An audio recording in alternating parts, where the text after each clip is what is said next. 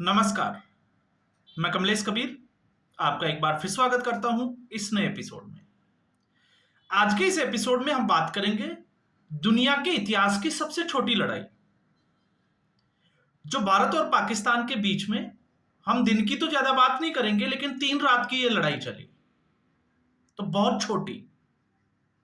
और उस लड़ाई में हमले बड़े जबरदस्त थे, लेकिन युद्ध की घोषणा भी नहीं हुई। और पूरे देश और दुनिया को जब यह लग रहा था कि अब जो है वो युद्ध होने जा रहा है, उससे पहले आप सोच के देखिए कि रात को इतने भीषण जब एक दूसरे की तरफ मिसाइलें डाली जा रही है, ड्रोन छोड़े जा रहे हैं, और उसके बाद में अचानक से सीज फायर आ जाता है, तो थोड़ा सा आश्चर्यचकित करता है। देश को नहीं, पूरी दुनिया को ही करता है। लेकिन अब जो है वो बात आती है परिणाम की, क्योंकि आप देखिए कोई भी काम हो, चाहे वो लड़ाई हो, चाहे बच्चों की पढ़ाई हो, या फिर और कोई काम हो, नजर सबकी रहती है कि परिणाम क्या है। तो अब हम इस एपिसोड में हम यही खोजने की कोशिश करेंगे कि भारत और पाकिस्तान के बीच में जो ये झगड़ा हुआ, मैं इसको अभी युद्ध नहीं कहूंगा, इसके परिणाम क्या है और इससे आखिर भारत को मिला क्या। क्योंकि अब सब लोग जो है वो यहीं आके उलझ जाते हैं। हालांकि मेरे दिल में भी अभी जो है वो एक कसक है, और मैं इतना ही कहूंगा कि मेरे हिसाब से ये लड़ाई जो है वो ये युद्ध 2 दिन और चलना चाहिए। 2 दिन अगर ये युद्ध और चलता तो उसका भविष्य जो है वो शायद मुझे लगता है कि पाकिस्तान का कुछ अलग होता। लेकिन फिर भी हम इस एपिसोड में कुछ ऐसे पॉइंट बिंदु निकाल के बात करने वाले हैं जिससे हमें लगेगा कि भारत को मिला क्या। तो भारत को क्या मिला? पहली बड़ी बात, 1945 में जब संयुक्त राष्ट्र संघ की स्थापना हुई और उसके बाद में इसकी सुरक्षा परिषद के 5 स्थायी सदस्य देश, क्योंकि भारत तो स्थायी सदस्य देश था नहीं, तो अब तक के घटनाक्रम के ऊपर अगर आप इतिहास में नजर डालोगे तो यह पहली बार हुआ है जब इतने बड़े लेवल पे एस्केलेशन हुआ है, उकसाने वाली कार्रवाई हुई। बावजूद इसके भारत ने कोई सहानुभूति किसी भी देश से नहीं मांगी, कोई मदद नहीं मांगी। आप चाहे रसिया की बात कर लीजिए, चाइना तो पहले से ही जो है वो भारत के खिलाफ खड़ा है। अमेरिका की अगर हम बात करें तो वो जो है वो छुरा घोंपने वाली जो है वो एक शक्ति है। तो आप तमाम तरीके की आप देख लीजिए, इस 3 से 4 दिन या 22 अप्रैल के बाद में जो घटनाक्रम हुआ, उसमें एक बार भी भारत ने किसी भी देश से मदद नहीं मांगी। उलट इसके ऐसा पहली बार हुआ जब एस जयशंकर ने यूरोपियन देशों को मैसेज दिया कि अगर उनको साथ देना है तो दे, नहीं तो ज्ञान नहीं दे। यह अपने आप में जो है वो भारत की बहुत बड़ी जीत है। और अगर हम इसको देखें, लड़ाई छोटी थी, लेकिन इसके पैमाने पर अगर हम देखते हैं तो इसके मायने जो है वो बहुत बड़े नजर आते हैं। इससे पहले की स्थिति आप देख लीजिए, जब भी कोई आतंकवादी हमला या कुछ भी होता था तो भारत जो है वो संयुक्त राष्ट्र संघ में जाता था, अलग अलग देशों को डोजियर भेजता था। लेकिन इस बार भारत ने ऐसा कुछ नहीं किया, किसी भी देश को कोई जो है वो भारत की तरफ से डोजियर नहीं भेजा गया। तो इससे आपको पता लगेगा कि इस वक्त भारत जो है वो कितना मजबूत हुआ है। यह इसका पूरी छोटी सी लड़ाई का पहला बिंदु मैंने जो है वो निकालने की कोशिश की, इसको समझने की कोशिश की। दूसरा अगर हम आते हैं तो दूसरा जो है कि पहली बार भारत ने इस धारणा को तोड़ दिया कि आतंकवाद और आतंकवाद के समर्थक अलग अलग हैं। आप ये भी जो है वो भारत की अगर आप देखोगे तो एक दुनिया को बहुत बड़ा मैसेज दिया है इस छोटी सी लड़ाई से। क्योंकि अब तक जब भी आतंकवादी कोई घटना होती थी तो आतंकवाद का कोई मजहब नहीं होता, और आतंकवाद किसी देश से पोषित नहीं होता। यह पाकिस्तान जो है वो पूरी दुनिया को समझाने में कामयाब हो जाता था, सबूत मांगता था।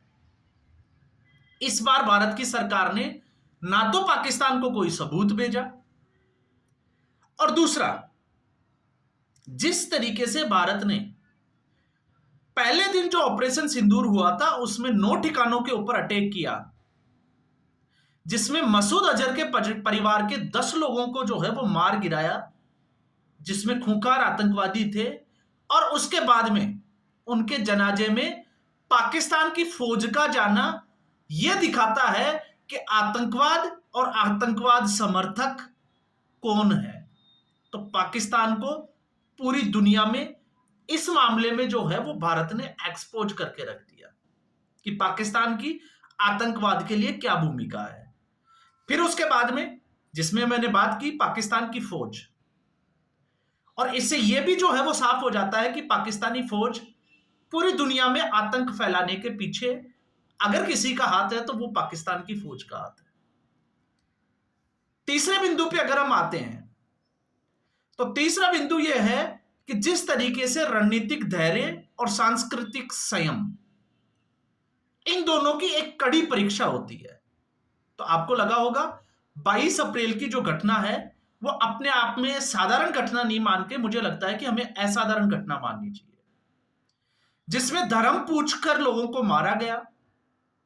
औरतों ने जब कहा कि आप हमें भी मार दो तो उनको छोड़ा गया कि आप जाकर के मोदी को बता देना। तो सीधे तौर से यह भारत की जो संस्कृति थी उसके ऊपर हमला करना। और आप देखिए इसमें आपने देखा होगा कि पाकिस्तान के या ये जो आतंकवादी थे वो शायद यही चाहते थे कि भारत जो है वो इसमें उलझेगा और एक बड़ा हमला करेगा और एक्सपोज हो जाएगा दुनिया के सामने। लेकिन 22 अप्रैल की इस छोटी सी घटना में और सरकार की जो रणनीति थी उसने पाकिस्तान को 2008 का जो घटनाक्रम हुआ था उसको लेकर पूरा एक्सपोज करके रख दिया, जिसका जिक्र मैंने पहले ही बिंदु में किया है। तो मुझे लगता है कि यह भी अपने आप में जो है वो शायद भारत के इतिहास में आजादी के बाद में पहली बार हुआ है कि जो 22 अप्रैल पे उलझे हुए थे उनको 2008 के ऊपर जो है वो लाकर भारत ने रख दिया 26/11 पे, और उसका भी बदला ले लिया। उसके बाद में जो समझ में आया वो ये था कि इस पूरे युद्ध में पहली बार हुआ है कि पाकिस्तान का हर हिस्सा जो है वो खतरे में था। बलोचिस्तान आपने देखा, खैबर पख्तूनख्वा, तालिबानी लड़ाके जो है वो पहले से पीछे पड़े हुए थे, और पीओके की जिसकी हम बात करते हैं। तो ये, और फिर उससे बड़ा अब तक जो है वो पाकिस्तान को नाज हुआ करता था नूर खान एयरबेस के ऊपर, और पाकिस्तान की यह धारणा थी, पूरी दुनिया को यह मैसेज देता था कि नूर खान एयरबेस जो है वो पाकिस्तान का सबसे सुरक्षित एयरबेस माना जाता है। लेकिन इस भ्रम को भारतीय सेना ने तोड़ दिया। नूर खान एयरबेस को जिस तरीके से भारतीय सेना ने टारगेट किया और उसको जो नुकसान पहुंचाया है, तो पाकिस्तान और पूरी दुनिया को यह पता चल गया कि पाकिस्तान इस वक्त सुरक्षित देश नहीं है, चाहे वो फौज के मामले में हो या आंतरिक सुरक्षा के मामले में। और यही नहीं, इसके अलावा अगर आप देखोगे तो पाकिस्तानी सेना का गढ़ कौन सा एयरबेस है? रावलपिंडी, जहां पर पाकिस्तानी सेना का हेडक्वार्टर है, और भारत ने वहां पर भी अटैक करके उसको भी क्षतिग्रस्त कर दिया, नुकसान पहुंचा दिया। तो इसमें पाकिस्तान जो है वो कहीं भी सुरक्षित नजर नहीं आया, बल्कि हुआ ये, क्योंकि मैं पिछले वीडियो में बात कर चुका हूं कि कहूटा जहां पर परमाणु लेबोरेटरी है उसके पास में भी जो है वो भारत पहुंचने में कामयाब हो गया। तो रणनीतिक तौर से और सुरक्षा की दृष्टि से पाकिस्तान कितना सुरक्षित है, जो अपने आप को दंभ भरता था, वो इस पूरे 3 रातों की जो लड़ाई थी उसमें घुटनों तक आ गया। इसके बाद में अगर हम देखें, तो अगर हम इसके आगे देखते हैं, तो पाकिस्तान अब तक जो है वो इस्लामिक कंट्री होने के नाते इस्लाम को लेकर जो है वो पूरी दुनिया में दंभ भरता था कि इस्लामिक जो आयाम है उसका फायदा कैसे उठाया जाए। लेकिन इस बार पाकिस्तान के खिलाफ जो हवा चली, और वो ऐसे चली, आपने देखा होगा कि इस बार जो उलेमाओं के जो फतवे थे वो पाकिस्तान के खिलाफ जारी हुए, और ये पहली बार हुआ है। वरना आपने देखा होगा जब भी पाकिस्तान ऐसी कोई हरकत करता था और पाकिस्तान के ऊपर दबाव पड़ता था तो पाकिस्तान एक धार्मिक कार्ड खेलता था, और उस वक्त इस्लामिक कंट्री जो है वो पाकिस्तान के साथ खड़े हो जाते थे। बल्कि मैं तो ये कहूंगा कि भारत के मुसलमान, अभी भी मुझे हालांकि इस कौम के ऊपर जो है वो भरोसा नहीं है, लेकिन फिर भी इस बार भारत के उलेमाओं ने सरकार के पक्ष में जो है वो फतवा जारी किया। तो अब पाकिस्तान की जो ये धारणा बनी हुई थी, इस धारणा को भी इस बार जो है वो तोड़ दिया गया। तो अब मुझे लगता है कि निकट भविष्य में अगर ऐसी कोई घटना होती है तो पाकिस्तान इस तरीके की सहानुभूति इस्लामिक कंट्री होने के नाते नहीं ले पाएगा, क्योंकि सऊदी और कतर, मैं फिर कहता हूं, सीज फायर में जो है वो 3 देशों के नाम पाकिस्तान की तरफ से लिए गए हैं। एक अमेरिका, डोनाल्ड ट्रंप, दूसरा सऊदी अरब और तीसरा कतर, कि इन 3 देशों की जो है वो सीज फायर में महत्वपूर्ण भूमिका है। तो आप समझ सकते हैं कि इस वक्त स्थिति क्या हुई है। और वैसे भी देवबंद उलेमा तो जो है वो भारत का ही है। अब उसके बाद में हम आते हैं आगे का। तो इसमें जो है एक और बात जो सामने निकल कर आई, एक तरफ जब पाकिस्तान एक्सपोज हो गया हर मोर्चे पर, तो भारत की जो लोकतंत्र जिसकी बात करते थे, जो अब तक भारत की एक कमजोरी सी नजर आती थी। अब कमजोरी कैसे नजर आती थी? क्योंकि भारत की कई जानकारियां जो है वो लीक हो जाती थी। लेकिन 2014 के बाद में, और मुझे लगता है कि इसका पूरा क्रेडिट जो है वो सरकार को जाना चाहिए।